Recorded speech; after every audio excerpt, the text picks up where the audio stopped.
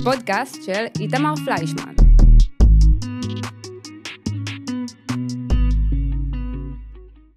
מה קורה, שלבת? מה נשמע? סבבה. שמחה שסוף סוף הגעתי. אני גם שמח. אחרי כמה פעמים ביטלת לי? פעמיים. האוטו שלך לא רצה שתגיעי לפה. פשוט לא רצה. הוא התנגד לרעיון. התנגד, כאילו בימי רביעי בערב התנגד. אז לא התייחסת לזה כאיזה אות משמיים? האמת שבדרך כלל פה חשבתי על זה, אם בעצם האוטו שלי התקלקל כאיזה אות משמיים, ואז חשבתי על זה שלא נראה לי. לא נראה לך. אני חייב להגיד שהופתעתי שאמרת כן. כן, למה? כי אני רציתי לדבר איתך כי את באה מהגבעות, מה שבישראל נהוג לכנות נערת גבעות, אבל את כבר צעירת גבעות. כן, לא בדיוק נוער. התחלת כנערת גבעות, הפכת לצעירת גבעות, היום את בת 22, ואני מהניסיון, ויש לי ניסיון, גם בעבודה שלי ככתב, גם בכלל בתקשורת, גם המשפחה שלי, לא אוהבים לדבר. בטח לא עכשיו שיחה של שעה, שפותחים הכל, לכן זה גם עניין אותי, הפתעת אותי. מגניב. האמת שאני כאילו כבר הרבה שנים אחורה, מאוד רואה כדבר משמעותי את התחום של התקשורת. זאת אומרת, זה נכון שהיו תקופות או באזורים מסוימים בהתיישבות שאין כל כך רצון להתראיין לתקשורת, כי גם באמת הרבה מהתקשורת בישראל היא מאוד עוינת את עם ישראל ואת ההתיישבות בפרט, אבל בגלל שבאמת המהלך שחשוב לי הוא מהלך שעם ישראל יבחר בארץ ישראל, זה בעיניי מהלך רוחבי שצריך לקרות. זה לא משהו שיכול לקרות אם רק אני אהיה לבד, לא משנה איזה דברים גדולים אני אצליח לעשות, או עם הציבור הקטן שמסביבי, הרצון הוא למהלך רוחבי. ולכן חשוב לי כמה שיותר בתחום האפשרות, אבל כמה שיותר כן להגיע לגופי תקשורת, וכמובן שזה גם בכפוף לבדיקה שזה אנשים שהם כן, זה כולם עושים. סך הכל אוהדים. זה כולם עושים. וכל משמאל, מימין, בגבעות, במישור, בשפלה. אוקיי, בואי נעשה שנייה צעד אחורה. מעולה. אולי תספרי על עצמך קצת, חוץ מזה שקוראים לך שלבת גולדשטיין, ושעכשיו אנחנו יודעים שגם את נערת גבעות, והרבה שנים בגבעות. תספרי לי קצת על עצמך, מאיפה הגעת, איך הגעת לדבר הזה בכלל. אז אני היום בת 22, כשנולדתי ההורים שלי גרו בכפר דרום, בתל, ואז עברנו לכפר דרום. הייתי שם... גוש קטיף, נשאר מכיר. בגוש קטיף, והייתי שם בגיל 2 כמעט בגירוש, קצת פחות. אחר כך עברנו לאשקלון, ואז עברנו ביחד עם כל הקהילה של כפר דרום. היינו חצי שנה בבית מלון, ועוד שנה באשקלון, ואז עברנו, ההורים שלי, לכוכב השחר. כוכב השחר זה התנחלות בבנימין, ככה שמגיל קטן... צפונית לירושלים. צפונית לירושלים, 20 דקות. ככה שמגיל קטן יחסית הכרתי את העולם של הגבעות. למדתי בבתי ספר סודיים, בכוכב השחר, ואז בהתיישבות, אולפנה במעלה לבונה. קלאסי, כאילו... קלאסי, ממש קלאסי. לא משהו חרג, לא היית מרדנית, לא... ילדה טובה. משהו קלאסי מאוד. יש אחים גדולים? אני הבחורה בבית, אנחנו 8 אחים. זאת אומרת, אבל לא חוויתם כמשפחה את הטראומה של הפינוי מהבית. אני חושבת שזה השפיע במישור של האמון מול המערכות של המדינה, במישור של זה שמגיל קטן, כאילו, זה שגירשו אותנו מהבית בארץ ישראל היה נוכח. זו חוויה שמאוד השפיעה עליי, לדעתי, אבל באמת, זה לא שהאחים שלי הגדולים היו, ההורים שלי היו. הם סוחבים את זה עדיין? לא יודעת אם סוחבים את זה עדיין, זה המושג, אבל זה אירוע ששינה להם משהו משמעותי בחיים. הבנתי. טוב, אז את ילדה, זה מי שלא מכיר, האולפנה במעלה לבונה, זה באמת בנות כאלה, בוא נגיד מההתיישבות, או משהו שהוא דומה לך, אוהבות להתארס בכיתה י'. זה היה יותר פעם ככה, האמת שבשכבה שלי... היה לי כמה אחייניות שלמדו שם, נראה לי אפילו אחת הייתה מדריכה שם. מסלול אבל די שגרתי. די. משם ממשיכים כמו כולם, שירות לאומי, מי שהולכת, לימודים, חיים של מי שרגילה, ובאיזשהו שלב את מוצאת עצמך, ואני אסביר, מי שלא מכיר, הגבעות האלה זה פשוט צריפים באמצע כלום. זה לא חשמל, לא מים זורמים, מוצאת עצמך שם, מה קרה? אז אני אסביר. באזור כיתה ז' התחלתי לחפש ולרצות לעשות דברים יותר משמעותיים. כאילו, יש בעם ישראל המון, במציאות שלנו כמדינה וכעם, המון בעיות, המון אתגרים, המון דברים שאנחנו רוצים לגדול ולהיות יותר בהם. והתחלתי לחשוב כאילו, מין רצון פנימי, להיות יותר משמעותית, לשנות יותר, להצליח להביא יותר. בגיל 12. כן, זה היה בתחילת כיתה ז', אמצע כיתה ז'. הגבעות היו דבר שהכרתי, אבל לא מאוד מקרוב. זאת אומרת, יצא לי לבקר, נגיד, במעוז אסתר, בתור ילדה, בהפנינג בחנוכה. אבל לא היה לי חברות בגבעות, או משהו שהבנתי מה קורה באמת. ואז התחלתי לחפש, כאילו לחשוב על כל מיני דברים, הגעתי לתנועת חוזרים להר, שהיא תנועה שמעודדת עלייה להר הבית, ובכלל שיאפשרו ליהודים יותר בהר הבית. הכרתי שם גם עוד אנשים, דרך זה הגעתי גם לתנועת גאולת ציון, שזו תנועה שעדיין קיימת, תנועה שהמטרה שלה זה להביא ליישוב ארץ ישראל השלמה, מן ההר פרת עד הר מצרים, בכל ארץ ישראל, שעם ישראל יבחר בזה, כאילו שזה גם בחירה של כל עם ישראל, וגם שנגיע לכל ארץ ישראל, והיה להם גרעין של בנות, שהיה מגיע למעוז אסתר, בערך לילה או שניים בשבוע. מעוז אסתר זה גבעה. אז בואו ניתן שתי משפטים על מעוז אסתר, מעוז אסתר זה עוד גבעה, שהוקמה ליד כוכב השחר, על ידי גרעין של נוער למען ארץ ישראל, לפני קרוב ל-18 שנה. נוער למען ארץ ישראל בגלגול הבא שלו, קראו לזה נחלה. דניאלה וייס. דניאלה וייס, ומשפחת רונן מכוכב השחר, שהייתה משפחה מאוד מבוגרת, יחסית לגיל בגבעות, זאת אומרת, הם בערך באזור גיל 40. מה זה חריג. מאוד חריג. הם הובילו את זה, והם חיו שם במסירות נפש, הם עוד משפחת אביונה, ועוד נוער, בתקופות משתנה מי הנוער, חיו שם במסירות עצומה, אז באמת, כמו שאתה מתאר את זה, זה הר נידח, אין עליו שום דבר, הכביש עליו הוא בוץ שמתחפרים בו ברגע שיורד גשם, אין חשמל, אין מים, וגרוע מכל זה שהמשטרה הורסת לך פעם בשבוע, שבועיים. ואז מקימים מחדש. ואז בונים מחדש. זאת אומרת, אם המשטרה לא הייתה הורסת, היה אפשר לאסוף כסף פעם אחת נורמלי, ולבנות נורמלי. כיוון שהמשטרה והמערכות של המדינה מתנגדות לזה, לפחות אז התנגדו עוד יותר בחריפות, זה גרם לזה שזה היה ממש בלתי נסבל לחיות שם. כאילו מאוד מאוד קשה, הם חיו שם קרוב ל5 שנים, עד שזה היה גדול עליהם, והמקום יחסית ננטש, לא ממש, זאת אומרת, המשיך להיות שם בית כנסת, מישהו מכוכב השחר שבנה, והוא מתפללים בערבי שבתות. היה להם הרבה קשר למקום, אבל לא, ביום יום לא גרו אנשים, ואז באמת אחרי קרוב לשנתיים הגיעו גרעין של נערים, שהיו בישיבה בכוכב השחר, ישיבת אורחות מרדכי, וגרעין של נערות שהיו קשורות לתנועת נחלה. שזה את? לא, עדיין לא. והיו מגיעים לשם מדי פעם לילה, מדי פעם שבת. אחרי חצי שנה בערך אני הצטרפתי אליהם, דרך תנועת גאולת ציון בעצם. שבת כמה את בשלב הזה? אני הייתי בת 12 וחצי, כאילו קרוב ל-13.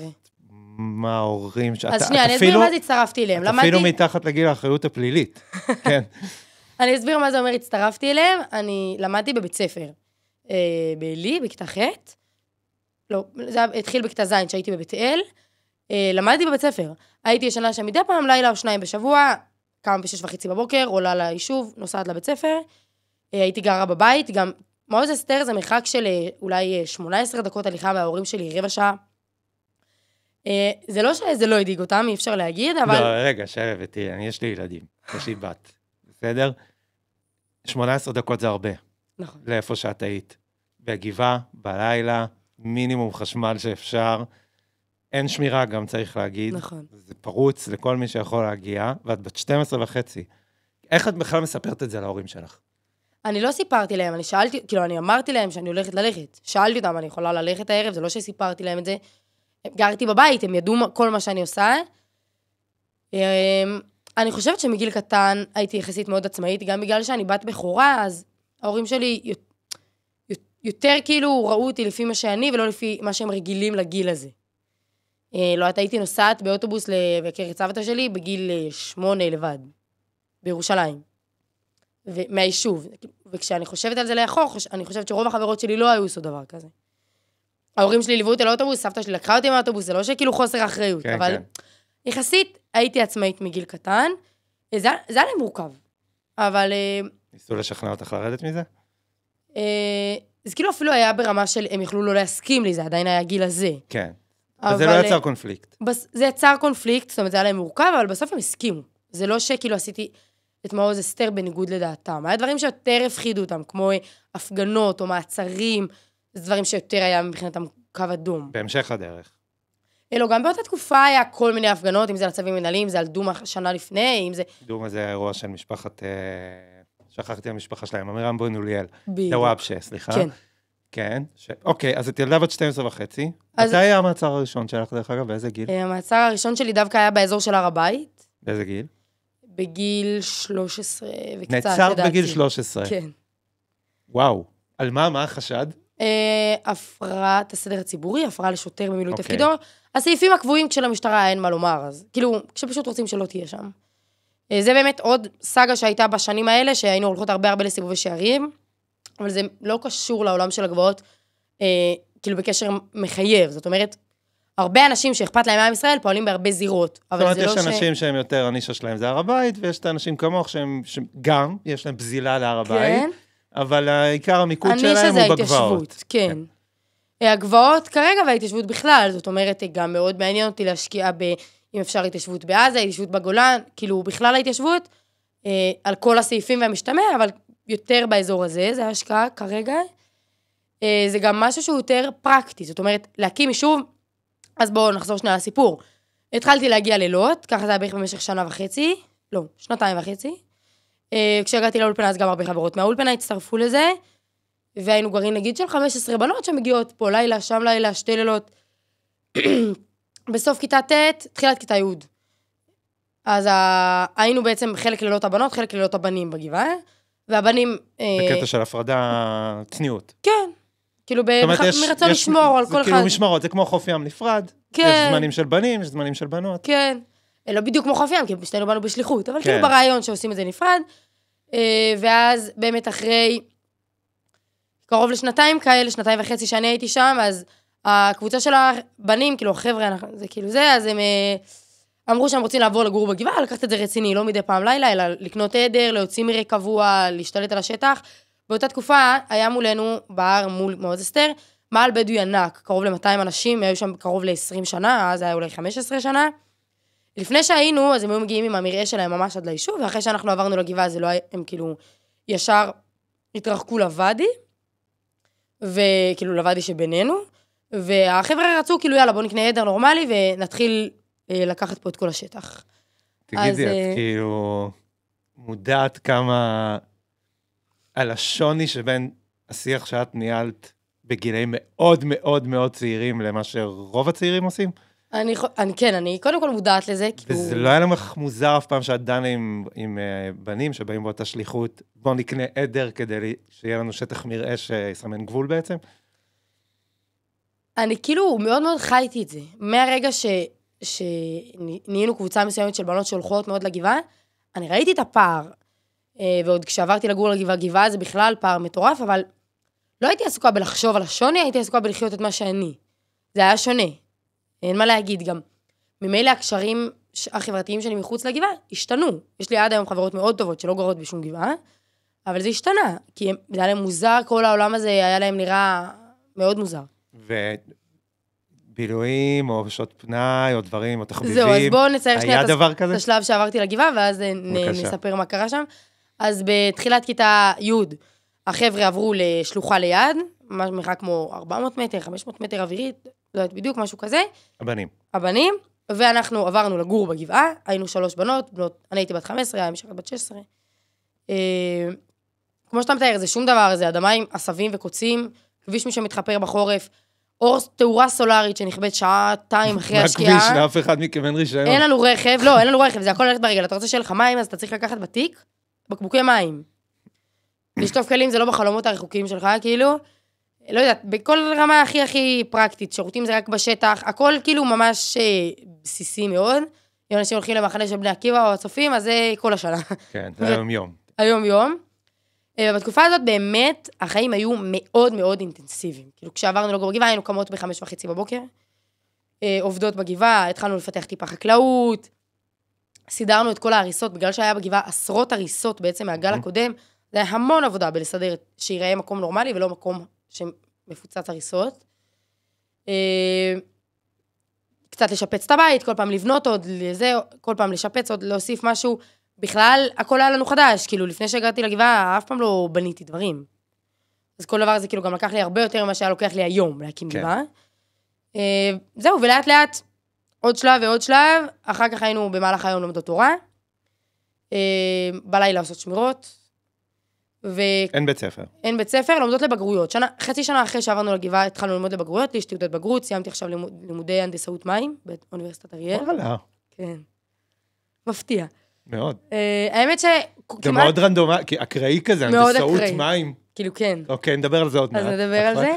אבל כל הבנות כמעט שגרו בגבעה, אני מדברת על כמעט 95%, כאילו, מכל הבנות שגרו בגבעה, עשו תעודת בגרות, להרבה מהם יש גם תואר, או לימודים גבוהים בתחום תעודה, כאילו לא דווקא תואר, יש לנו מישהו שסיימה תואר שלנו בפסיכולוגיה. הלימודים יש להם עדיין חשיבות, זה לא נעלם. זה לא נעלם בכלל. כן, מה ששונה זה שבבית ספר, בסוף המטרה היא שתקנה את הידע, זה אומר שכל דבר מלמדים אותך 10 פעמים ו10 מבחנים ו10 זה ו10 זה, ובמעוז אסתר המטרה הייתה לעבור בגרות. אז עשיתי 4 יחידות מתמטיקה ו4 יחידות אנגלית, לא 3, אבל המטרה שלי הייתה מכוונת לעבור בגרות, אז המינימום שהיה צריך, ויש לציין שהקורונה גם הצילה את המצב, ועשתה המון הקלות בבגרויות, שזה, אני תמיד אומרת שבזכות הקורונה זה, יש לנו תעודות בגרות, אבל כי זה... ואתם גם הייתם בבידוד כל הזמן. זה לא שינה לנו שום דבר. אתם בקורונה זה היום-יום שלכם. היום-יום. זה לא שינה שום דבר, זה כן שינה שאי אפשר לנסוע בטרמפים, כי אנשים לא נסעו בתקופות מסוימות של הסגרים, וגם שינה שהבגרויות היו יותר קלות. אבל זה בערך. לא, גם בנות אחרות לא חזרו הביתה במשך תקופה יותר ארוכה. כאילו, הלוז היה לחזור הביתה כזה שישי שבת, ועוד ערב בשבוע, נגיד, והיה משפחות שממש הקפידו על הסגר, אז אמרו לבנות שלהם שאם הם בגבעה, הם לא יכולות לחזור הביתה. דווקא ההורים שלי לא כל כך היו בקטע הזה, הם שמרו על ההנחיות של הקורונה, אבל חשבו שזה מוגזם להגיד לא לבוא בגלל זה הביתה. אז אני הייתי מגיעה הביתה רגיל, זה לא כל כך שינה לי. אוקיי. בילויים, דברים כאלה בתקופה הזאת. להיות ילדה קצת. אז זה באמת אחד הדברים שהיו לי הכי קשים בלעבור לגבעה, זה המעבר המאוד מאוד צעיר למבוגרות, כאילו. לשלב הזה. הבנת את זה? מה? את הבנת שזה מה שעובר עלייך? אני שמתי לב, לא יודעת אם ידעתי להגדיר את זה בדיוק במילים האלה, אבל שמתי לב לזה שאם באולפנה, מה שבנות רגילות לעשות זה להתלונן על זה שהמזגנים נכבים ב9 בבוקר, כי יש כזה דבר בפנימיות שמכבים את המזגנים בבוקר, כדי שכולם ילכו ללימודים. או שהאוכל לא טעים, בלי אפילו להגיד איזה אוכל הם כן היו רוצות, רק תמיד האוכל לא טעים.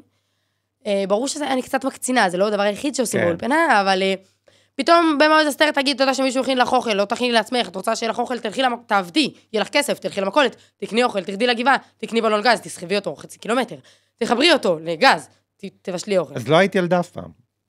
הייתי ילדה עד גיל 14, 15. ומה זה התבטא? מה שהייתי ילדה לפני זה? כן, לעשות משהו שאין לו משמעות. לא, אני מרגישה אני סך הכל שמחתי, כאילו לא נהניתי מהחיים במובן הקליל פיזי שלהם, אבל זה היה תקופה מאוד טובה, היום שאני נזכרת את התקופה הזאת, הייתה קשה, היום אני לא אכנס לתקופה כזאת, באינטנסיביות שלה, כאילו, עצם המסירות להתיישבות כן, אבל זה יהיה בכלים אחרים.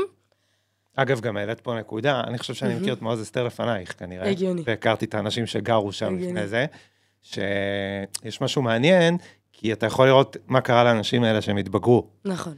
הרבה מהם כאילו יצאו מהנתיב הזה, וגם מי שלא, הוא מדבר כמוך, זאת אומרת, את קצת הזדקנת אפילו, הייתי אומר, כבר אין לך את הכוח לישון בגבעה, ואת רק בת 22. אני לא מרגישה שהזדקנתי, אני מרגישה שהדברים הם דינמיים ומאוד מאוד משתנים.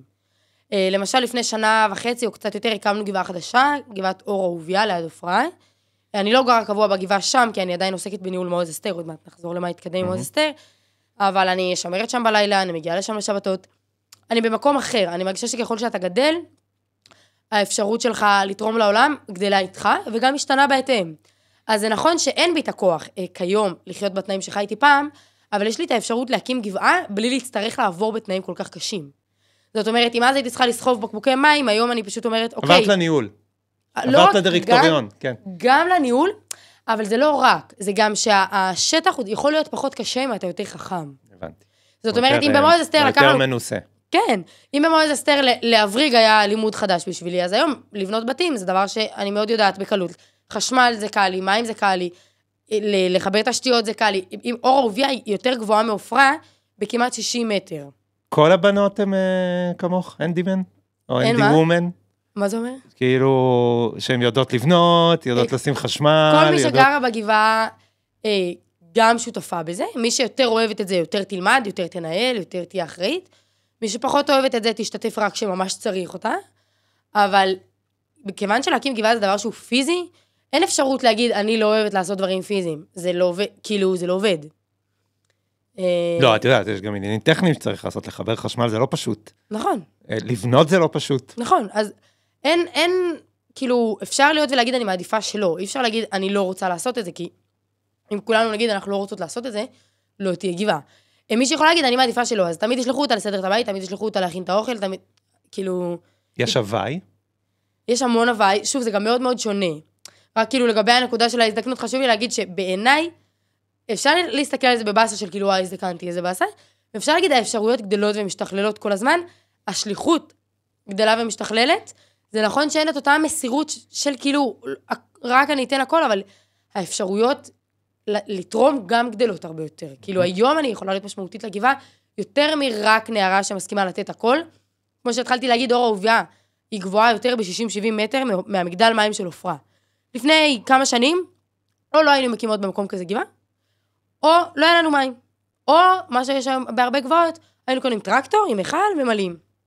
אני, בגלל הניסיון, בגלל הלימודים, בגלל הרבה דברים, קנינו מערכת סולרית, קנינו משאבה, ויש מים. לא להגיד שזה לא מסובך, זה מסובך, משאבה מתקלקלת, צריך להתאים את המשאבה בדיוק, לעשות את החישובים של ההפסדי אומץ, של ההפסדי לחץ, זה לא שזה לא מסובך, אבל האפשרויות משתכללות, כאילו מאוד,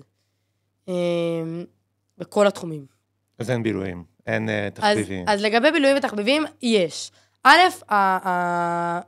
החבורה היא מאוד מאוד משמעותית, זאת אומרת, לא יודעת אם להגדיר את זה בילוי, אבל זה משהו מאוד טוב ומשמעותי, היינו יושבות להתוועדויות, לדבר אחת עם השנייה, ללימוד משותף, סתם לדבר עם חברה, זה נתן המון המון כוח, כאילו היום כשאני מסתכלת על התקופה, אני אומרת, וואו, כמה כוח היה לי מהחבורה, ואני לא חושבת שידעתי להגיד את זה, זה הבילוי שלי החבורה, אבל זה נתן לי המון כוח.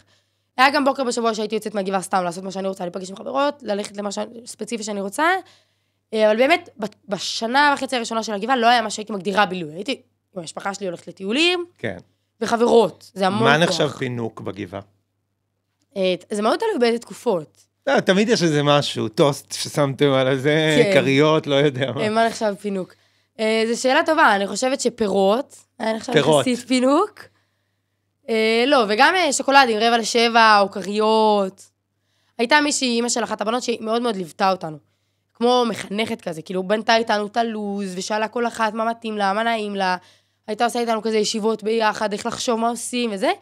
קוראים לה איילת, והיא כאילו תמיד שהילד באה, יודעים שיהיה אוכל טעים. היא כאילו מביאה מלא שוקולדים, מלא ממתקים, וגם אוכל מבושל, וכאילו זה פינוק. שהילד באה.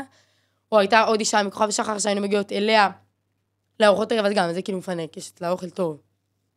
ואז היום את גרה באור אהוביה? לא, היום אני גרה במועז אסתר עדיין. עדיין. אמרתי, הייתי שותפה בהקמה של זה, אבל אני גרה במועז אסתר. ואת הכי מבוגרת, אני מתאר לעצמי. במועז אסתר זהו, אז אם אני טיפה אתקדם ממה שקרה במועז אסתר, זה ככה היה בכיתה י' לאט לאט, וגם תוך כדי ניהלנו מדרשה, כאילו של הרבה שיעורי תורה, מבפנים ומבחוץ, זאת אומרת גם חברותות וגם שיעורים. לאט לאט הגבעה גדלה, חיברנו קו מים, חיברנו קו חשמל, עשינו כביש. אהוביה נהרג, שאפשר להרחיב על זה עוד מעט, אבל שזה גם נקודה שעשתה המון המון שינוי תודעתי, כאילו פתאום אנשים באו ושמעו, פתאום אנשים באו והכירו, פתאום אנשים באו וראו את מה שיש מאחורי, ולאט לאט הגבעה התפתחה, ובאמת לאט לאט התחילו להצטרף משפחות. לפני 4 שנים עשינו קמפיין קליטה, אמרנו, למה בכל האוטובוסים כתוב שבות רחל המגניבה? בואו נכתוב בכל האוטובוסים, מעוז אסתר. גם שבות רחל לא מגניבה. זהו, מעוז אסתר הרבה יותר. בכלל לא מגניבה, אחותי גרה שם, זה אולי אחד היישובים, זה הפתח תקווה של יהודה ושומרון.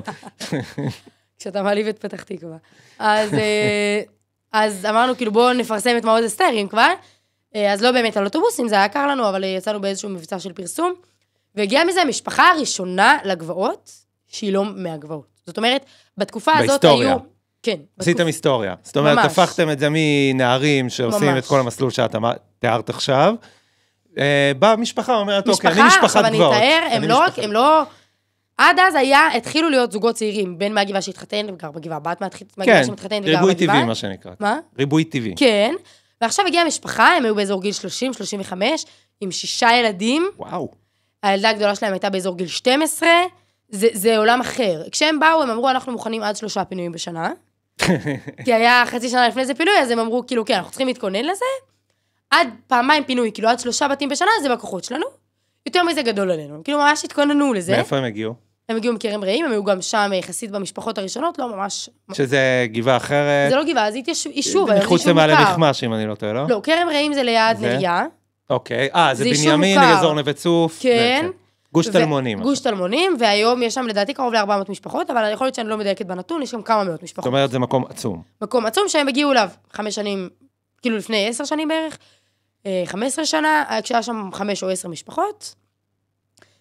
גדל המקום, גם המקום הלך לאופי שהם פחות העריכו, כאילו, הסכימו לבנייה ערבית, כל מיני דברים שהם לא האמינו בהם, והם הגיעו אלינו למועז אסתר, הם התקשרו לאחת הבנות שאמרו שהם רוצים להגיע, אנחנו כאילו, מי זה האנשים האלה? מה הסיכוי שהם באמת יבואו? אז הם אמרו לה, טוב, אולי נבוא בשישי. אז אמרנו להם, בשישי אי אפשר. עכשיו, תמיד היה בגבעה מישהי שנשארת בגבעה, כי צריך שיהיה נוכחות, אבל לפעמים אין הרבה בנות. נגיד בשישי היה רק מישהי אחד. חשבנו שיהיה לה לא נעים. כן. אמרו להם, בשישי לא מתאים.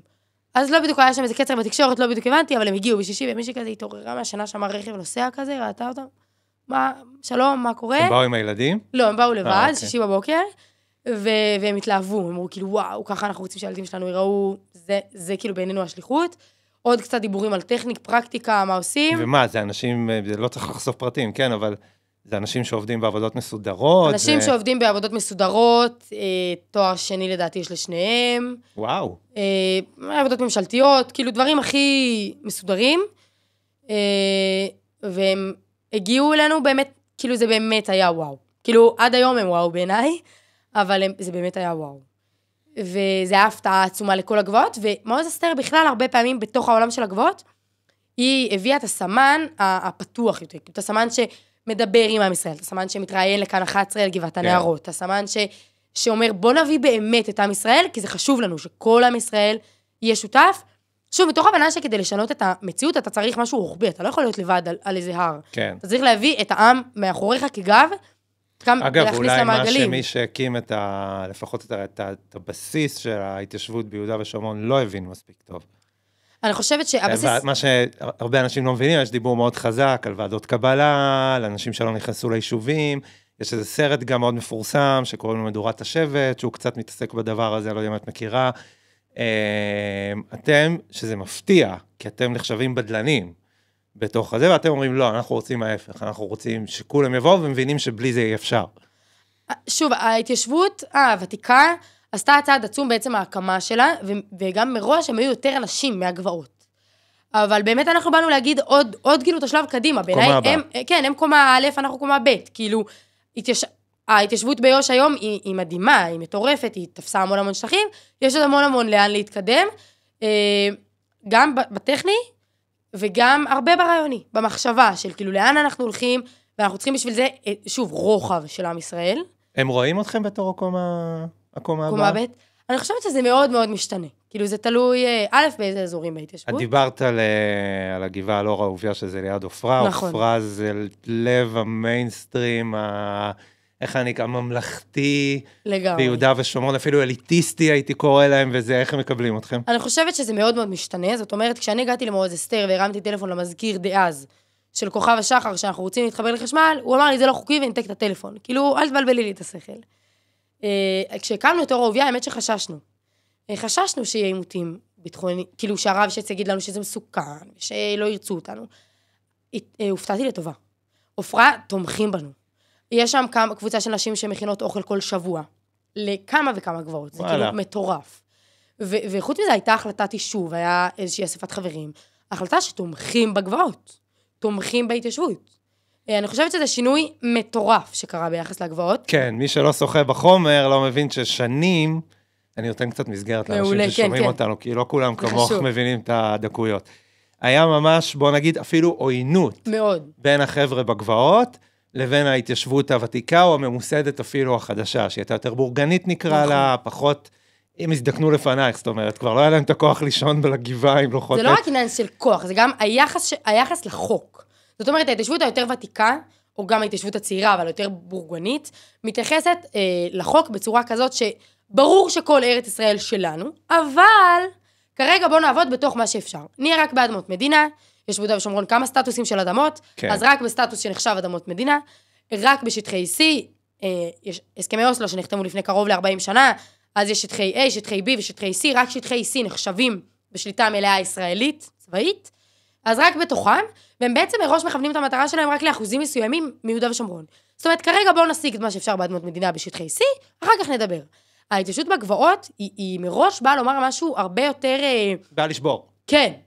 בכוונה, באה לפרוץ את החומה הזאת, כאילו לשבור את הגדר, ולהגיד, כל ארץ ישראל שלנו, מכוח הבטחת הקדוש ברוך הוא לאברהם, מכוח הזכות ההיסטורית שהיינו כאן, כל ארץ ישראל שלנו. אבל בזה, במהות, גם הם מאמינים. גם מועצת יש שם מאמינה זה השאלה בסוף. ביישום. נכון, זה פשוט השאלה ביישום, האם גם בן גוריון האמין ששתי גדות לירדן, יש מכתבים שהוא כותב את זה, הוא רק אומר, אומנם שתי גדות לירדן, בוא נדבר על מה שפרקטי. 20 שנה אחרי זה כבר אף אחד לא זכר שזה בכלל מה שבן גוריון חשב, והיום אני אומרת את זה, אנשים יפתחו גוגל לבדוק אם אני אומרת אם זה נכון. ולעומת זאת, אז אותו דבר זה קורה גם בהתיישבות. ברור שכל ארץ ישראל שלנו.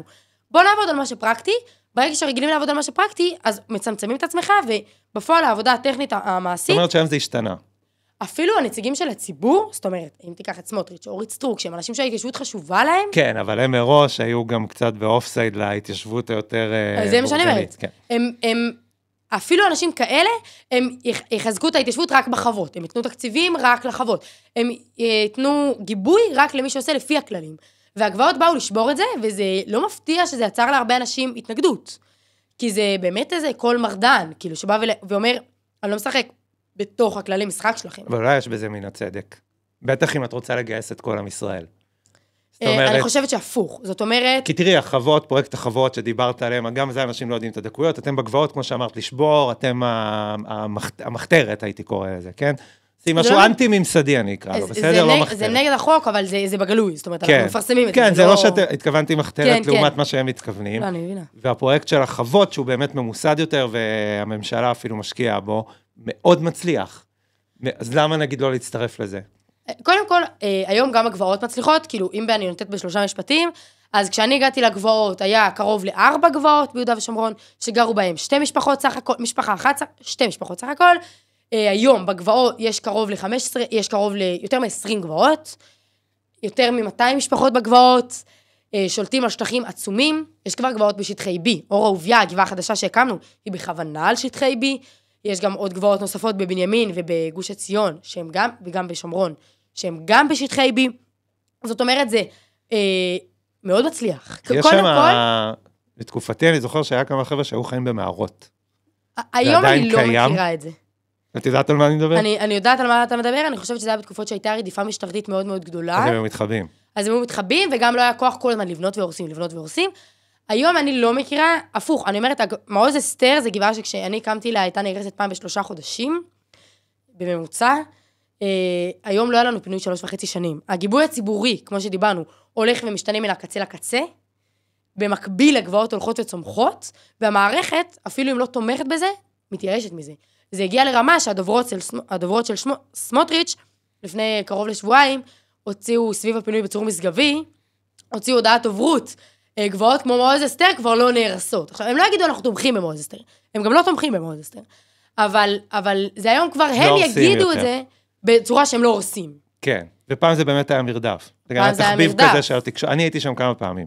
שנייה, אז אני עכשיו באמת רוצה שנייה, שנעשה סטופ, לעוד אירוע שקרה בדרך שלך, וזה הרוס שלך, אהוביה סנדק, שהוא נהרג במהלך מרדף משטרתי. נכון. ואת היית, זה לפי החישוב שלי, 16-17? דבר ראשון, איך הכרתם? ההורים של אהוביה גרו בכוכב השחר, אז הכרנו בתור ילדים. מכירים ילדות. בכוכב השחר, התחלנו להיות יותר בקשר, כשסביב בגיל יותר גדול, סביב 14 הוא עבר לישיבה בכוכב השחר, ואז הוא היה בא, כאילו אנחנו כמה משפחות שהם מאוד מאוד חברים, כאילו האמהות שלנו נוסעות לטיולים ביחד, וכאילו נוסעים לברית, לבר מצווה כזה. כן, שכנים. הם עברו לבתיים, אבל הם המשיכו להיות בקשרי חברות של שכנות. והוא היה מגיע הרבה לבקר אצל משפחה שלישית נוספת חברה שלנו, משם יצא לי יותר לדבר איתו. אבל לא הכרנו מהגבעה, בגבעה הייתה הפרדה, ברמה שקשה לי לתאר את זה, לא ידעתי איך קוראים לבחורים בגבעה השנייה. כן, צריך להגיד שההפרדה שם היא באמת... ההפרדה הייתה ברמה מאוד גבוהה, מתוך הרבה רצון באמת לשמור על עצמנו, אני עד היום תומכת בזה, כאילו, שוב, ככל שהגיל גדל, אנשים מתחתנים... תראי, בואי, אני אגיד לך גם משהו, את לא חייבת להגיב לו, בסופו של דבר כן מדובר בבני נוער. נכון. עם כל מה שמלווה את זה, הורמונים, עניינים, גיל צעיר, נמצאים לבד, שנקרא אין אפוטרופוס לעריות. ודווקא לכן שמרנו על עצמנו בצורה מטורפת, כאילו אין דברים כאלה. אהוביה לא היה אף פעם בבית שלי, בגבעה של הבנות. כאילו, כל הקשר בינינו היה מחוץ לגבעה. לאן יוצאים?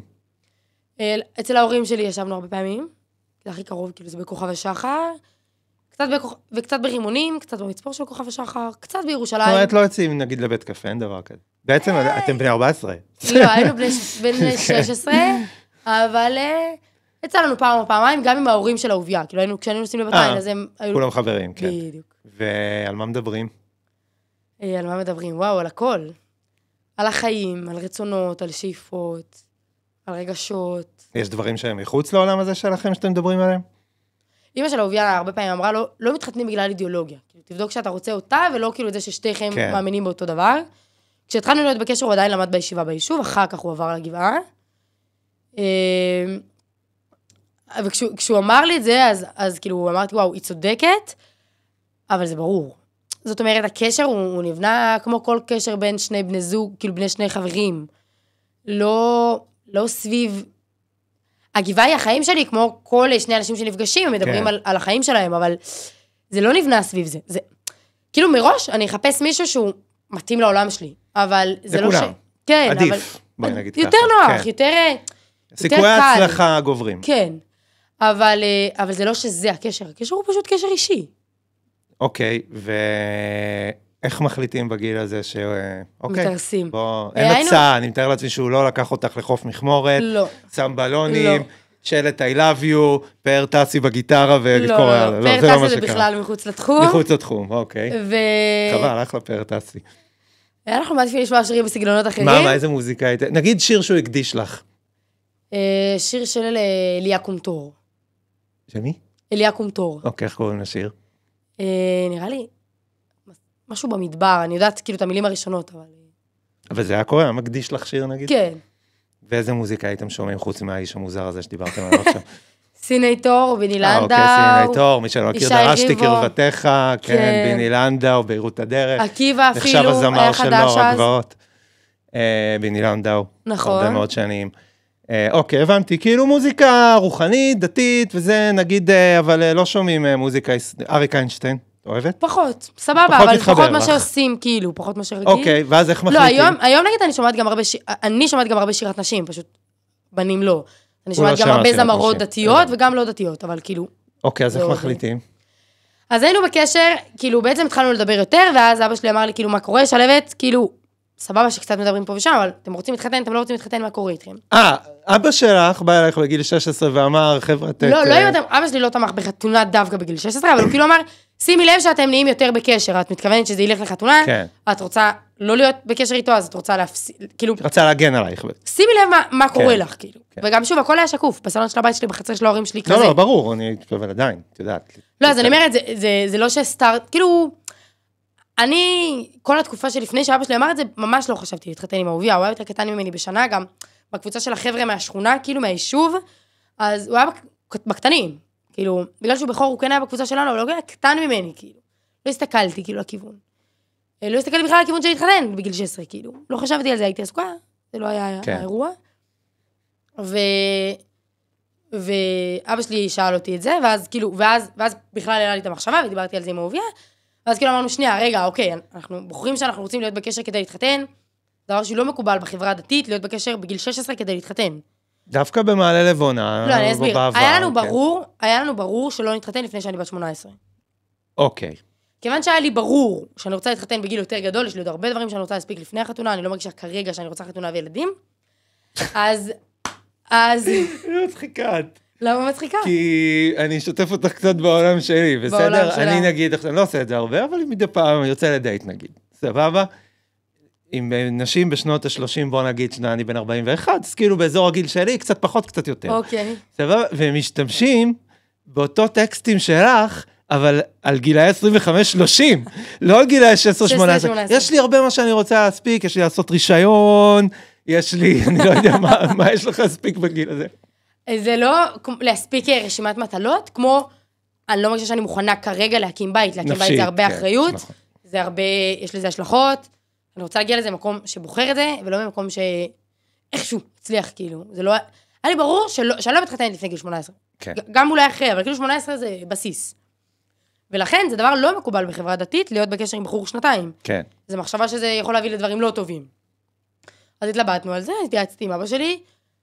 אבא שלי חשב דווקא כאילו אמר, בכל מקרה אתם מסתובבים באותו אזור, להגיד לכם לא מוחלט, זה לא באמת יעבוד. בואו נעשה את זה מחושב, כאילו, תפגשו פעם בשבוע, כמה שעות, בבית כאן, משהו שכאילו זה, וכשתגדלו, תחשבו מה לעשות. אהוביה רצה שאני אתייעץ עם רב, כאילו שהוא יותר גם ירגיש שהוא סומך עליו, אז באמת התייעצנו עם הרב של היישוב בת עין. אוקיי. הלכנו אליו, והוא זרם איתנו, האמת שאני הופתעתי, אני חשבתי שנגיע אליו, וכל רב קונבנציונלי יגיד לנו, אתם חמודים, תפחדו. כן. כאילו זה הנורמה, כאילו אין פה... זה התפיסה בגדול. אבל הוא לא אמר לנו את זה, הוא אמר לנו, אוקיי, בוא ננסה, בוא נראה. והיה לנו כללים, כאילו היינו נפגשים פעם בשבוע, היינו מדברים בטלפון, עוד פעם אחת בשבוע, היינו, כאילו גם נפגשים, לא על חשבון לעשות לימודים, זה רק ביום שישי, כי הוא לומד כל השבוע בישיבה, מאיזה 8 בבוקר עד 9 בערב, כאילו... והתגעגעת? אני לא חושבת שבתקופה הזאת התגעגעתי. אני גם הייתי יותר קשוחה בקשר. כאילו אני הייתי כזה, בסדר, הכל טוב. באופן כללי את יותר דמות תכליתית, נקרא לזה. כן, כאילו כשלא היינו מדברים על זה, אוביה היה כזה, וואי, וזה, ואני כזה, אוקיי, הכל טוב. זה חמוד. אני עסוקה, כן, זה חמוד. חמוד מאוד. חמוד. אני כאילו עושה הרבה דברים, כאילו בסדר, בוא. לא, היה לי חשוב הקשר, כן? אני לא מכחיש, כאילו, לא הכחשתי את זה בשום שלב, אבל תוך כדי החיים, הוא היה לי בראש הרבה, אבל לא הרגשתי שקשה לי בלעדיו, כאילו. כן. אחרי 4 חודשים כאלה, כל חודש היינו הולכים לרב, מה איתכם, מה קורה וזה. אחרי 4 חודשים הוא אמר לנו, טוב, נראה לי אז תיפרדו, אנחנו כאילו, מה זאת אומרת? לא צפינו שינוי כזה בעלילה. הוא לא אמר לנו את זה מראש, זאת אומרת, לא היה לנו אף, כאילו מצידנו כל עוד אנחנו שומרים על הכללי, נפגשים פעם בשבוע, בסדר, אז לא צריך להיפרד.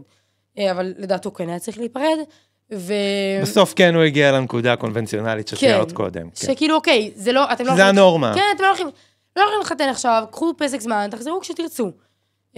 אנחנו, כאילו היה לנו ממש שוק, לקח לנו איזה שבועיים כזה, אוקיי, להתאפס על זה, ואז באמת נפרדנו. אבל קבענו שניפגש, כאילו שאהוביה ישאל את הרב דניאל, אבל כאילו שניפגש פעם ב4-5 חודשים כזה. כאילו לא ניפגש עכשיו 2 היה נראה לנו אינסוף בלתי אפשרי. אז נפגשנו אחרי 4 חודשים, באמת בכל 4 חודשים האלה לא היה בינינו קשר, היינו... וגם אז לא התגעגעת? אז קצת יותר. קצת יותר, אוקיי. מתקדם עם הזמן. לא, קצת יותר, אבל גם לא איזה משהו כאילו ברמת ה...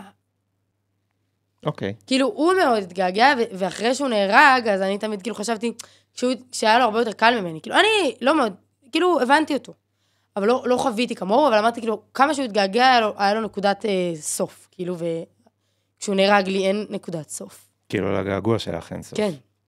בכלל מוות זה ככה. אוקיי, אז הוא נהרג במרדף משטרתי. בוא נעשה שנייה, בסדר? ככה עוד כמה פעם, כאילו פעם ב4 חודשים נפגשים, זה עבר לפעם בחודשיים, עבר לפעם בחודש, כזה, בתקופה שלפני ממש הוא נהרג, אז נפגשנו 2 לפני שהוא נהרג, ואז נפגשנו גם יום לפני שהוא נהרג, זהו, ואז בבוקר שהוא נהרג התכתבנו כזה סתם, ואז הוא נהרג, הוא נסע ברכב שלו עם חברים, רכב של משטרה סמויה. איפה הוא גר באותו זמן? הוא גר במועזסטר, רכב של משטרה סמויה נסע אחריהם, זאת אומרת, לא צ'קלקות, לא כלום, נסע אחריהם, השוטרים טוענים שהם ניסו לסמן לאהוביה ולחברים שלו בכל דרך שיעצרו, אני לא יודעת מה זה כל דרך, כאילו כשרכב אפור נוסע אחריי, אני לא יודעת שהוא רודף אחריי. ובאיזשהו שלב המשטרה, הם פנו לכיוון בסיס בעל חצור, וזה... זה ליד עופרה? זה בין כוכב שחר לעופרה.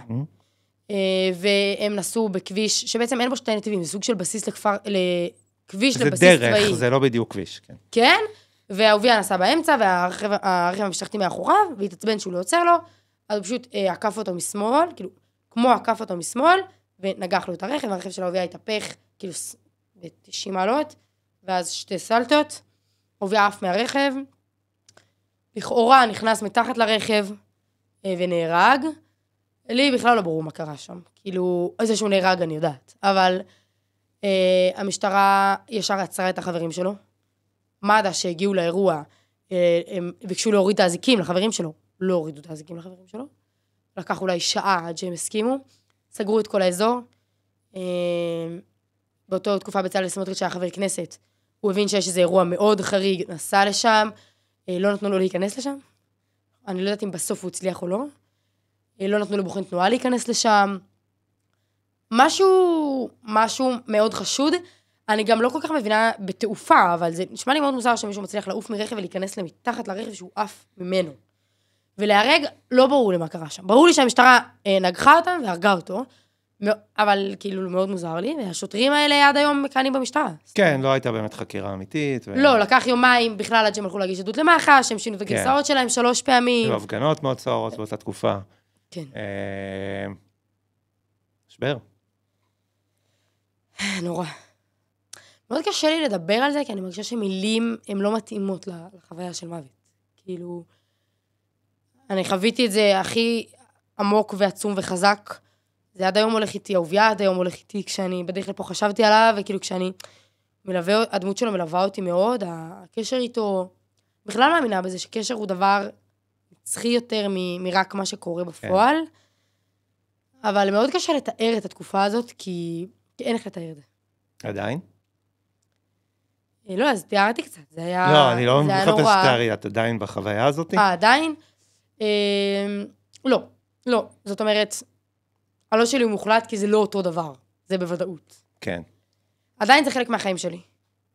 אבל ככל שהתקופות משתנות, אז החיים קורה בהם עוד דברים. לא, אבל כשזה קרה, יש אנשים מתנהגים, מגיבים בכל מיני צורות לאירועים מהסוג הזה, וזה אירוע סופר טרגי, בסיטואציה סופר טרגית, עם ילד מאוד מאוד מאוד צעיר, שבמקרה הוא הרוס שלך.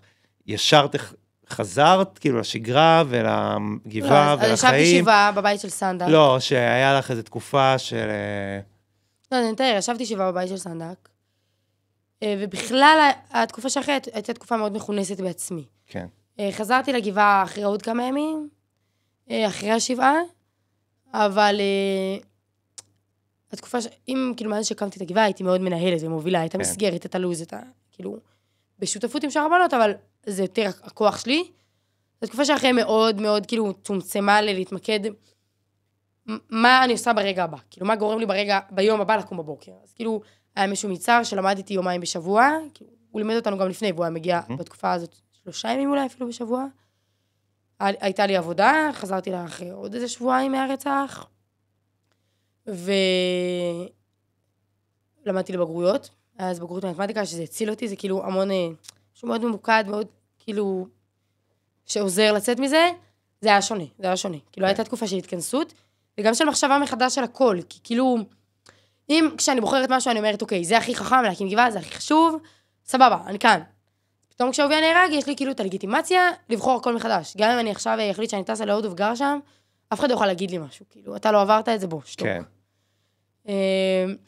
האמת שבתוך הלגיטימציה הזאת, הרצונות שלי התגלו כדי דומים לרצונות שלפני, אבל כאילו, יותר התכנסות, כאילו, פחות, נגיד, עבודה תקשורתית, עבודה ציבורית, או אפילו להביא בנות, לדבר, לנהל, יותר עם עצמי. כאילו, עם השתי חברות שלי, לטעת מטה. שמע, לידי הגיוני. קרן וזכר אהוביה, כן, זה היה... ממש ילדה. ממש ילדה. גם היום את קצת ילדה, אבל אז באמת נכון, כאילו... 22 זה קצת בין הגבול של ילד ל... שעדיין זה סבבה להיות קצת אבוד בעולם, נכון. למרות שאת מגיל 12 כבר לא אבודה בעולם, אם שלא לומר מגיל 8. אוקיי, בוא שנייה נלך באמת קצת, כי חשוב לי שאנשים ישמעו. למה יש קבוצה מאוד גדולה שלא אוהבת אתכם, שסימנה אתכם לדעתך? כי אני חושב שמי שיראה אותך שאת מדברת פה, את כאילו, יש לך תחומי עניין לא שגרתיים, בואי נגיד ככה, אבל את סך הכל בן אדם למדת וזה, ואחת החיים שלך, לא שמעתי ממך עד עכשיו איזו מילה קיצונית, אפילו לא דיברנו על ערבים, זה אפילו לא עלה בשיחה, ערבים, למעט הבדואים שגרו לכם מול הגבעה, ועדיין אתם מסומנים, וגם יש לכם תדמית אלימה. אז דבר ראשון אני רוצה לשאול אותך, אם את מכירה את האלימות הזאת, שכן נמצאת שמה. אז הדבר הראשון שאני רוצה להגיד כששואלים אותי על אלימות, זה שאני מאוד מאוד לא אוהבת שהופכים את הקורבן לאשם. זה כמו שיש כל מיני, כאילו, הגרמנים בגרמניה הנאצית, אז הם מאשימים את היהודים. אתם הבעיה, אתם האשמים. אוקיי, אין ברירה, אלא להרוג אתכם, אתם האשמים. לכן הדבר הראשון, בכל סוגיה של אלימות מתנחלים, כל הדבר הזה, או הפרויקט הנחמד שעשו עכשיו בערוץ 14, אלימות השמאלני, אבל בכל הסוגיה של אלימות מתנחלים, כאילו, הדבר הראשון הוא בואו נצייר מפה. במפה הזאת יש עם ששב לארצו, שהקדוש ברוך הוא הבטיח לו אותה, שיש לו זכות היסטורית על הארץ הזאת, והוא בא לכבוש את הארץ הזאת, להתנחל בארץ הזאת וליישב אותה. את כל המרחבים שבה, ולאפשר לעמים זרים למולדת וזרים למקום הזה, לגור כאן בתנאי שהם כמו גרי תושב, יש מושג כזה בתורה, גוי שמקבל על עצמו יש לזה כל מיני תנאים, הוא יכול לגור פה. מנגד, יש קבוצה של אנשים טרוריסטים, שהדת שלהם, לפחות בהרבה מובנים, היא טרוריסטית, ומכוונת לטרור, מכוונת להרג חפים מפשע, מכוונת להרג כל מי שמסביבך ללא הבחנה, מכוונת להרג כל מי שהוא לא מוסלמי אפילו, תלוי באיזה פלח של האסלאם תלך. והם החליטו ללא סיבה מסוימת שהארץ הזאת שלהם, ומוכנים להרוג ולעשות הכל. הם הרגו אותנו בשמחת תורה, ב7 לאוקטובר, הם הורגים אותנו ביום יום, יש ביהודה ושומרון, כל שבוע וכל שבועיים, לצערנו המטורף, נהרגים אנשים, נפצעים אנשים, נשרפים אנשים, יש פה רע ויש פה טוב. הטוב הוא מי שבא בזכות ההיסטוריה ובזכות הבטחת הקדוש ברוך הוא ליישב את הארץ שלו, הרע הוא מי שמפריע לו ומוכן לעשות הכל כדי להפריע לו. קודם כל נצייר מפה. אוקיי, זה מול הערבים. יש גם אירועים עם חיילים, למיניהם, לכל מיני אירועים לא נעימים. שוב, אם אני מציירת מפה גם מול החיילים, אז החיילים של עם ישראל באופן כללי הם הטובים. בציור מול ההתיישבות, יש מי שבא ליישב את ארץ ישראל, מכוח זכות אבות, מכוח זכות היסטורית, מכוח הבטחה אלוקית, ויש את מי שבא להפריע לו. לצערנו, זה ממש יוצא ממנו, זה אפילו יהודים שבאים להפריע לו, אבל בסוף כשהחיילים האלה בוחרים לבוא ולפנות, הם עוברים לצד הרע של ההיסטוריה. היה את היוונים, היה את הרומאים, וואו. היה את החיילים שבאים לפנות. את מבינה שאנשים שומעים את זה עכשיו, גם לי זה נותן בוקס בבטן. אפילו מאוד הגיוני שהחיילים האלה, בדיוק לפני שעה או 3 או 5. ברגע הזה, שוב, דייקתי, ברגע הזה שהם מפנים, הם בצד הרע של ההיסטוריה, אין לי איך לצייר את זה אחרת. יכול להיות שהם בצד הרע של ההיסטוריה, אבל מכאן ועד להתנהג נגדם באגרסיביות. קודם ציירתי מפה. שאני לא חושב שזה נכון דרך אגב. כי אני לא חושב שהלוחמים שלנו יכולים להיות בצד הרע של ההיסטוריה. אני תמיד בצד של הלוחמים שלנו. אז זה לא...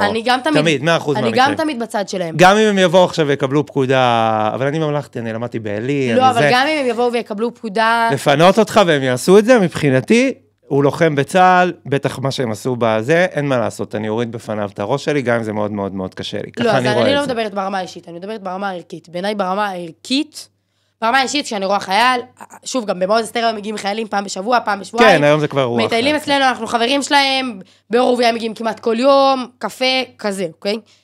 וגם ברמה האישית, אם אני אפילו אראה שוטרת מג"ב או שוטרת ישראל בירושלים, אני אדבר איתה, הכל טוב. אבל ברמה הערכית, אני מאמינה שמי שמגרש את עם ישראל מהארץ שלו, או אפילו מחלק מהארץ, הוא ברגע הזה, הוא בצד הרע של ההיסטוריה. הוא ברגע הזה נגד עם ישראל. הוא נגד עצמו, אולי בלא יודעים, אולי עושים להם שטיפת מוח, אולי לא משנה מה. ברגע הזה, הוא בצד של הלא טוב. אוקיי, אז עכשיו נחזור לשאלה הראשונה. ואז נחזור לשאלה של האלימות. על השאלה הראשונה, אם את מבינה, ואת אמרת לי את זה, שאי אפשר בלי עם ישראל. לגמרי. שאלה הדברים... שאולי מעכבים אתכם בדרך למטרה הזאת. לא, אז אני אסביר. כי אם את מציבה מטרה עם ישראל, אז גם בשביל זה משלמים מחירים, כי את יודעת, את שילמת מחירים של לישון בכל מה שתיארנו פה, אולי גם בשביל זה משלמים מחירים, כדי שעם ישראל יהיה איתך. אז אני אסביר, שנייה, אחרי שבעיניי שוטר שבא לפנות, הוא בצד של הלא טובים, אחרי זה, אתה שואל, אני לא מכירה אלימות כלפי שוטרים. בגבעות שאני מסתובבת בהם... לך לא יצא להתקל. לא יצא לי להתקל. יצא לי ששוטר מנסה להוציא מישהו מבית, הבן אדם לא מסכים. לא, אני אומר, אני לא יודע, שאלתי אותך כדי, אם את מבינה למה הדבר הזה תופס. שוב, אני לא יכולה לתת עדות על כל יהודה ושומרון. אני יכולה לתת עדות על המקומות שאני מסתובבת, אני לא מכירה אלימות כלפי שוטרים, אני מכירה התנגדות פסיבית לפינוי, לא מכירה... בסדר, זה קיים גם בקפלן, זה שטויות, זה לא... קפלן דווקא הם אלימים הרבה יותר. כן, הם אלימים יותר בגדול באירוע הזה. אני כן אגיד לך, אני חייב להגיד בגלל היושר, שאני באמת, גם הרבה משפחה וגם אני עוקב אחרי הדבר הזה מאוד מאוד מקרוב, הרבה מאוד מאוד שנים, כי התחום הזה בכלל של הגבעות מאוד מעניין אותי, שקורה שם עכשיו משהו בשטח, שהוא לא בהכרח קשור לאזור שלכם דרך אגב, באופן מפתיע, כי האזור שלכם היה נחשב הכי אגרסיבי. נכון. שאני לא זוכר משנים קודמות. מה של אלימות? הפקרות מוחלטת, כן. מה זאת אומרת? בתוך יישובים ערבים, נגד ערבים. אתה מדבר על אלימות כלפי ערבים? כן, אלימות כלפי ערבים. שוב, מה אתה מגדיר אלימות כלפי ערבים? אני מדבר על אנשים שמתקבצים בחבורות, ויוצאים למקום שהם בחרו, לא כי היה עכשיו פיגוע, למרות שאני גם נגד זה, אבל אוקיי, נשים את זה בצד, שהוא סתם, בחרו אותו באופן אקראי, וירדו לשם ועשו דברים שלא יעשו. אני יודע את זה, אני כאילו באמת עוקב אחרי זה, אבל זה באמת לא קשור אלייך, רק רציתי להבין, את מבינה למה הרבה, אני לא, כי אני, לא יודע, אם את עוקבת אחריי, ואחרי מה שאנחנו עושים בערוץ 14 וזה, אנחנו רואים בנוער הגבעות חלוצים. בסדר, יש לנו ויכוחים על חלק מהדברים, סבבה, אבל חלוצים. אבל את יכולה להבין למה הרבה אנשים בישראל קצת, את יודעת מה אפילו בתוך ההתיישבות, ככה אם אנחנו מדברים פתוח, סולדים מכם? שוב אני רוצה להפריד. יש את נוער הגבעות, בנוער הגבעות אין אלימות, אני אסביר לך למה. כי נער שגר בגבעה, הוא קם ב5:30 בבוקר, מוציא מראה עד 2-3 בצהריים, חורף עכשיו, אז לכן, והוא איכשהו מספיק לתקן את הגג מהנזילה, לאכול איזה ארוחת צהריים, וללכת לישון דחוף, כי יש לו שמירה של 4 שעות הלילה. נער שגר בגבעה, שוב, לפי הבנתי, אני לא יכולה להבטיח, אבל לפי ההבנה שלי, הוא לא עושה אלימות, ובהיכרות שלי עם כל הגבעות שאני מכירה, לא קיימת המציאות שאתה מתאר, אני לא יכולה לחלוק על הנתון העובדתי שאתה אומר שישנם יהודים שעושים דברים כאלה, פשוט דיון נפרד מהגבעות. הבנתי. אפשר לדון את הדיון הזה, זה דיון מעניין, אבל הוא דיון נפרד מהגבעות. אגב, צריך להגיד שגם ברמת המעצרים, את יודעת שאני הכרתי מישהי, הייתה רמת מגרון או מעוז אסתר? איך קראו לה? אחד מעצמי, אוקיי. זיהיתי השם שלה. ואז אני הייתי מסתובב שם גם הרבה, והייתי יושב ולפעמים מדבר איתה, הייתה עולה בת 16, אולי. אז שאלתי איך אתם מסתדרים, וזה, שאלות שאלתי אותך, וואלה, את עדיין ילדה, את לא עושה דברים, לא זה. ואז היא אמרה לי, תשמע, הדבר היחיד שכאילו מפריע לי זה האינטרנט. ואז שאין לה אינטרנט בטלפון. אז היא אמרת, כשאני רוצה אינטרנט, אני יורדת פה לכביש, זורקת איזה אבן, עוצרים אותי, ואז יש לי וי-פיי בתחנת בנימין. את מבינה? היא נשמעת לא מחוברת לקרקע. היא כבר לא באירוע הזה היום. היום זה לא הנערות שתפגוש בגבעה. אז זאת אומרת, אז גם יש שינוי דורי בזה. יש שינוי, הגבעות של היום, שוב, אני לא הרבה אוהבת לדבר על שינוי, כי אני הרבה אוהבת לדבר על מה ש... הם דומים לך רוב האנשים? בגבעה? כן. כן, כן. הנערות, שוב, אני יכולה לתת יותר עדות על הנערות בגבעות. הנערות בגבעות דומות לי, זה נערות שכל מי שאני חושבת עליה סיימה בגרויות, אולי למעט אחת, לומדות לימודים גבוהים של תעודה, של תואר, בקשר טוב עם המשפחה שלהם, אם אתה שואל, מפתחות תחביבים, כאילו שוב, זה דבר שהוא דווקא בא אצלי קצת בדיליי, ביחס לגיל, אבל היום... פעם נגיד זה היה מאוד מאופיין בנוער שקצת נשר ממקומות. ממש לא, ממש לא. אז היום זאת אומרת, יש שינוי. ממש לא. זה נוער באמת איכותי, כאילו תבוא ותראה את זה, כמו שהילד הייתה אומרת לנו, הילד הזאת שליוותה אותנו, סיירת מטכ"ל. את גאה בעצמך? אני שמחה מהאפשרות שלי להיות משמעותית. יש לי סיפוק. ביום יום. לא ביום יום דווקא, אלא יותר כאילו אם אני מסתכלת אחורה. מה החלום שלך? אני לא יודעת, זאת שאלה מאוד מאוד טובה. החלום שלי הוא להיות משמעותית, לנצל את כל הכוחות והכישרונות שלי. משמעותית זה יכול להיות בהרבה מאוד דברים. אז זה בדיוק הבעיה שלי. אני גם לא יודעת בדיוק. את יודעת מה קורה עם אנשים כמוך בסוף? מה? הם נהיים חברי כנסת. כיום אני לא כל כך רוצה להיות חברת כנסת. אהבתי את הכיום. אז עמית, תסמן לי את הכיום. כן? כי אני לא רוצה להבטיח הבטחות, אבל אני אוהבת לעבוד עם טוב ולא עם רע. זאת אומרת, אני אוהבת לפתח התיישבות, ולא לדבר, ולא לריב עם ערבים, אם אמרת. כן. אני אוהבת לדבר עם אנשים שמעניין אותם לשמוע על התיישבות, ולא לריב עם קפלניסטים. אני, כאילו, ועבודה בכנסת היא עבודה, גם הרבה אמרו לי, תהיה עורכת דין. זו עבודה שהיא, כל היום עוסקת ברע, כל היום במה שצריך לתקן, כל היום במה שלא בסדר. אני לא רואה את עצמי מגיעה לשם. גם תקשורת. גם תקשורת. אני לא רואה את עצמי מגיעה לשם. אני רואה את עצמי, שוב, אני לא יודעת. את שואלת אותי מה החלום שלי, אני לא יודעת. אני יודעת שהחלום שלי הוא לתת הכי הרבה מכל הכישרונות וכל הכוחות שהקדוש ברוך הוא חנן אותי, לעבוד את השם הכי טוב, לתת הכי הרבה מעצמי. איפה זה יהיה? אם זה בארגון של התיישבות בסוריה, אם זה בארגון של התיישבות בעזה, יש היום. איך יד החידקל לעיראק? עד החידקל, לא, סוריה אני אומרת בתור דבר פרקטי, יש שם ארגון חלוצי הבשן, שמקדם את התיישבות בסוריה. מישהו ממועזתר הוא אחד הפעילים בזה הכי חזקים. אם זה בארגון עכשיו חדש, שוב, גם תושבי מועזתר רוצים להקים ביוזמות צרה, לעודד הגירה של הערבים מהארץ. יוצא לך לדבר עם סתם בן אדם מתל אביב, רמת גן, בת ים? יוצא לי, כשאני מסתובבת בכל מיני מקומות ואנשים מזהים אותי, יאת, אני מכיר אותך, עשו לה זאת אומרת, לא יצא לך לשבת פעם לשיחה, כאילו. לא, אז דווקא יוצא לי שיחות ארוכות. אבל לא בהגדרה, אני לא מחפשת בגוגל מישהו. לא לחפש, סתם, אנשים שנתקלים בך בסיפור שלך. יוצא לי, אבל האמת שאני חושבת ומנשים מישראל הקטנה, מה שנקרא. אני חושבת לא, יוצא לי לדבר הרבה עם אנשים מישראל הקטנה, אם זה קבוצת מורים מהקריות, אם זה באילת שהייתי וזיהו אותי אנשים, אם זה בהרצליה, כאילו כן, ירושלים, ברור, אבל אני חושבת שמי שפונה אליי זה אנשים שתומכים, כי כל מי שפנה אליי תמך בי. נשמע הגיוני. לא תמיד כולם אמרו, אנחנו בדעות שלך, כמו אנחנו מעריכים את הדבר הזה שאת עושה. אוקיי. כזאת מסירות וכזה השקעה. לסיום, מה עם בית? זאת שאלה ממש טובה. אני יודע, לכן שאמרתי אותה לסוף. לכן זה כאילו לשם מעניין. כן, שכבר התשתי אותך. כן, אני כרגע לא יודעת. לא בוער לך. זה מורכב לי מאוד. בגלל העוביה. בגלל העוביה, חד משמעית. בגלל בכלל היכולת לג'נגל בין בית, משפחה, ילדים, שאם אני מקימה, אני רוצה להשקיע, לבין שליחות עשייה בזירה הציבורית. אבל את מתכננת להיות בשליחות כל החיים.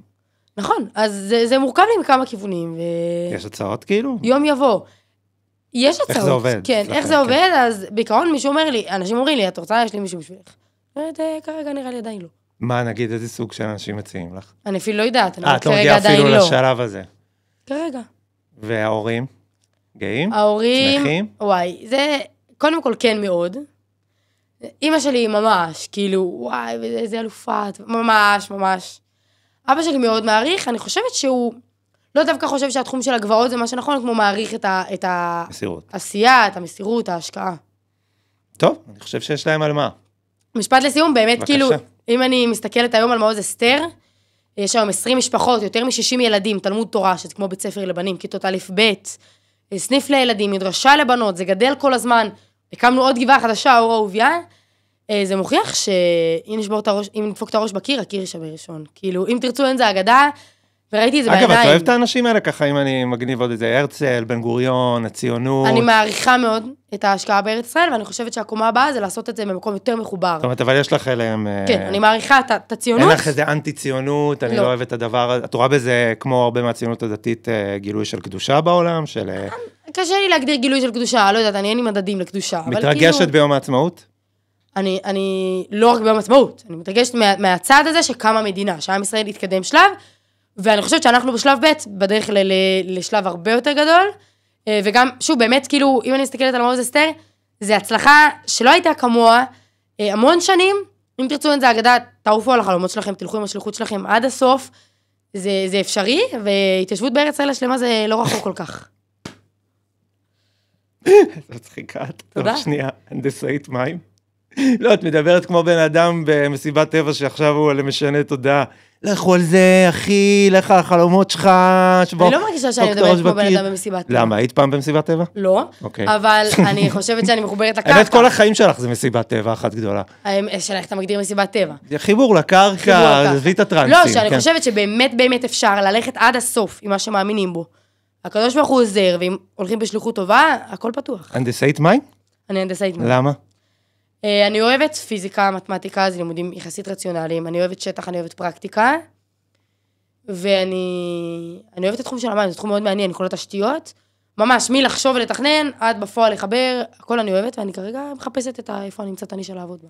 וואי, מדהים, שלבת, לי היה סופר מעניין. תודה. באמת, ודיברתי הרבה עם נערי גבעות בחיים שלי, ושיחה כזאת היא עוד לא יצאה לי. אני מאחל לך הצלחה. תודה רבה. שתמשיכו, שתמצאי את הדרך שלך, למרות שאני בטוח שזה יקרה, ואולי גם תמצאי זמן להיות ילדה קצת, אולי באמת תיסע להודו. אם אתה שואל ויש לך עוד 10 שניות, יאללה.